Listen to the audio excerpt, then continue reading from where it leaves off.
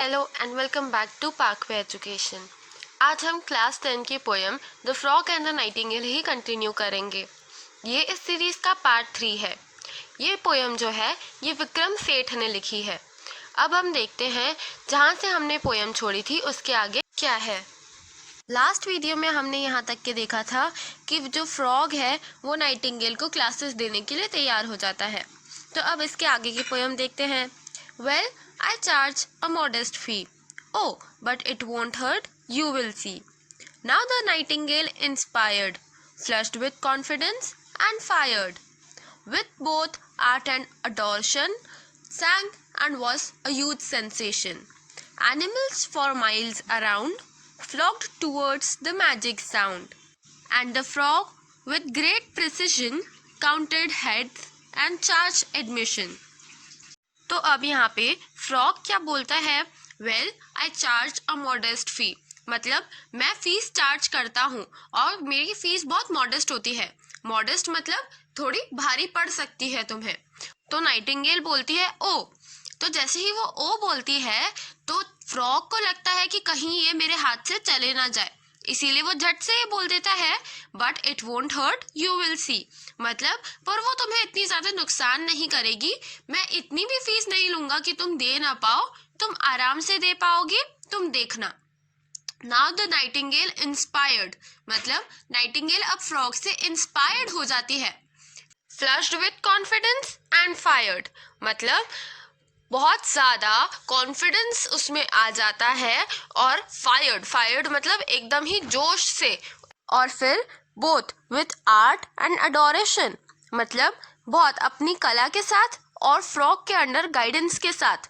सैंग and was a huge sensation, मतलब वो उसने गाना गाया और बहुत बड़ी सेंसेशन बन गई वो। सेंसेशन मतलब बहुत बड़ी हस्ती।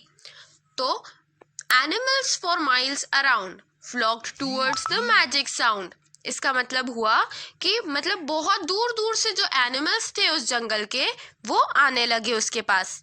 फ्लॉक्ड टूवर्ड्स द मैजिक साउंड का मतलब हुआ कि जो नाइटिंगेल का गाना था वो गाना एनिमल्स को ऐसा लग रहा था जैसे कि कोई मैजिक साउंड हो। And the frog with great precision counted heads and charged admission, मतलब जो फ्रॉग था वो अपना काम बना रहा था। यहाँ पे वो नाइटिंगेल से गाना गवा रहा था और बहुत ही प्रिसिजन के साथ में जितने भी लोग आ रहे थे उसका गाना सुनने के लिए उनको वो चार्ज कर रहा था। उसका एक कॉन्टेस्ट जैसा रखा रहा था नाइटिंगेल का। और काउंटेड हेड्स, मतलब वो पर हेड इतनी टिकट है ऐसा गिन गिन के चार्ज कर रहा था। Charged admission, counted heads and charged admission, मतलब जो काउंटेड हेड है वो तो उन लोगों के लिए जो आ रहे हैं वहाँ पे गाना देखने के लिए, सुनने के लिए। और चार्ज एडमिशन, तो एडमिशन उसने किससे लिया? एडमिशन उसने नाइटिंगेल से लिया कि मैं तुम्हें सिखा रहा हूँ तो तुम मुझे पैसे दो। तो अब यहाँ पे जो प्रॉफिट था वो टोटली फ्रॉग का होते गया। वो नाइटिंगेल से भी पैसे ले रहा था और उसी से गाना गवा के जो जो उनका गाना सुनने आ रहे थे उससे भी पैसे ले रहा था। अब हम आगे देखते हैं। दो next morning it was raining, he began her vocal training, but I can't sing in this weather, come my dear will sing together, just put on your scarf and sash, कुहू कुऐश कुऐश। So frog and nightingale journeyed up and down the scale for 6 hours till she was shivering and her voice was hoarse and quivering. अब इस stanza में हम एक ऐसी सुबह की बात कर रहे हैं जहाँ पे रेन हो रही होती है। रेन मतलब बारिश।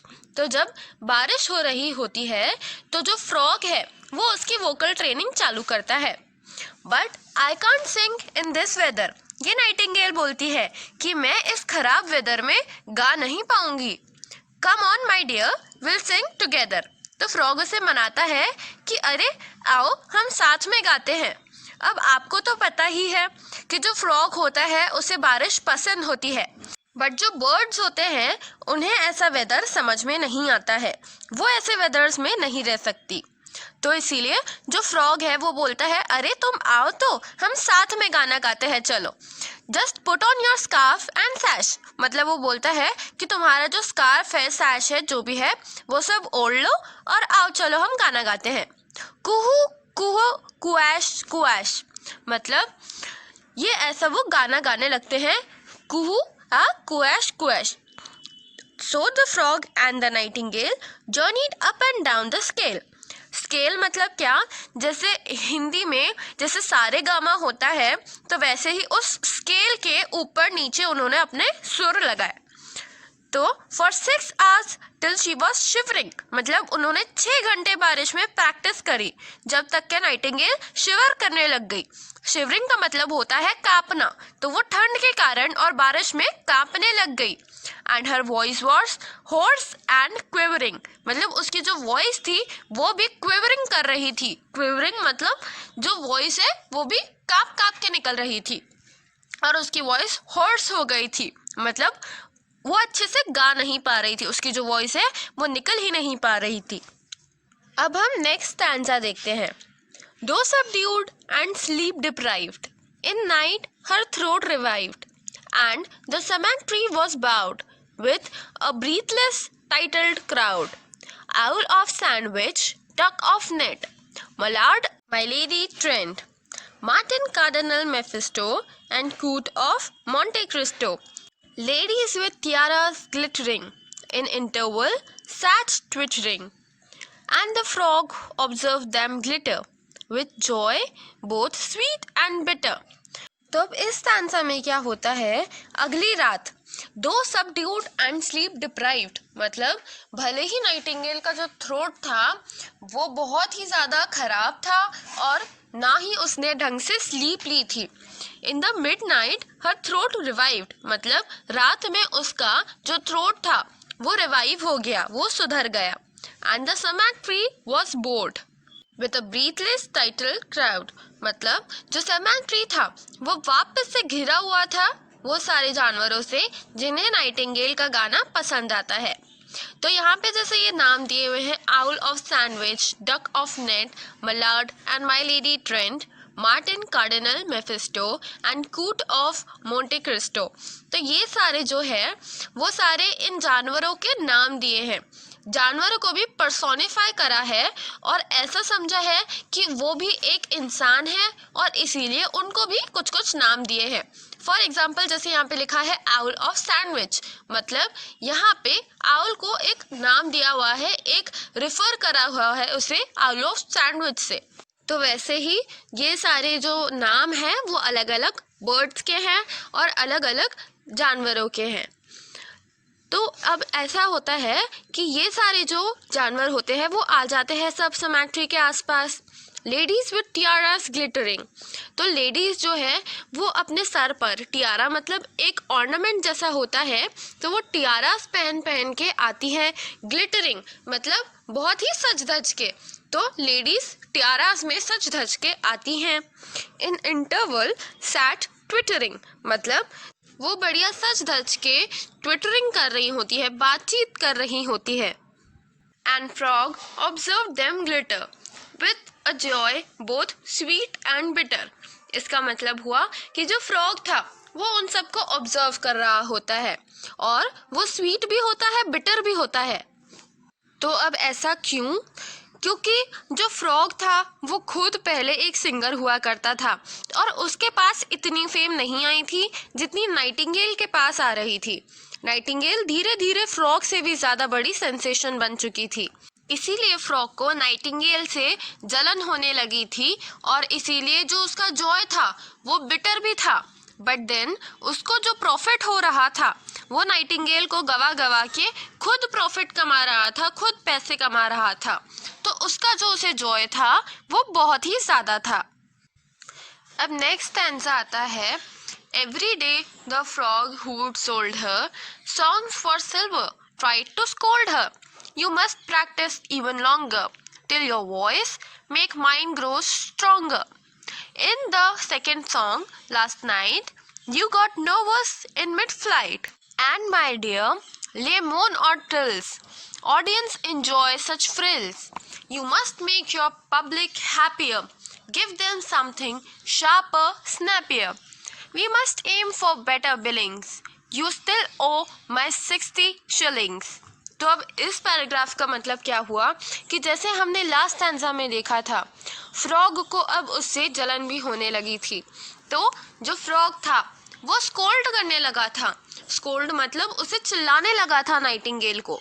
Every day the frog who sold her songs for silver tried to scold her. अब इसका मतलब क्या हुआ कि जो वो फ्रॉग था जिसने उनके गानों को बेचा था सिल्वर में, तो सिल्वर मतलब जैसे वो दाम बताना चाह रहे हैं कि सिल्वर के जितना महंगा उसका सॉन्ग बिक रहा था, और उसने साथ ही साथ उसे स्कोल्ड भी करना चालू कर दिया। You must practice even longer till your voice make mine grow stronger. मतलब वो ये बोलता है कि तुम्हें और ज़्यादा प्रैक्टिस की ज़रूरत है। तुम्हें जब तक के प्रैक्टिस करनी है जब तक कि तुम्हारी वॉइस मेरे जैसी स्ट्रॉन्ग नहीं बन जाती। The second song last night you got nervous in mid flight. मतलब यहाँ पे अब नाइटिंगेल को फ्रॉग चिल्ला रहा है कि जो लास्ट नाइट तुमने सॉन्ग गाया था वहाँ पे तुम बीच में ही नर्वस हो गई थी। And my dear, lay on more thrills. Audience enjoy such frills. मतलब अपने गानों में और थोड़ा थ्रिल लाओ, ऑडियंस को वो पसंद आता है। You must make your public happier. Give them something sharper, snappier. मतलब तुम अपनी पब्लिक जो है उसे और खुश बनाने में फोकस रखो और उनको कुछ स्नैपियर दो, शार्पर दो। We must aim for better billings. You still owe my 60 shillings. मतलब अब यहाँ पे नाइटिंगेल बोल रहा है कि तुम्हें बेटर बिलिंग्स पे अब फोकस रखना चाहिए। मतलब जो सॉन्ग वो बेच रहा था नाइटिंगेल के, मतलब जो कॉन्सर्ट्स करवा रहा था वो नाइटिंगेल के, तो उससे उसे जो पैसा आ रहा था, अब नाइटिंगेल को वो ये बोल रहा है कि तुम्हें और ज़्यादा पैसा कमा के देना है मुझे। मेरे 60 शिलिंग्स अभी तक के तुम पे ड्यू है।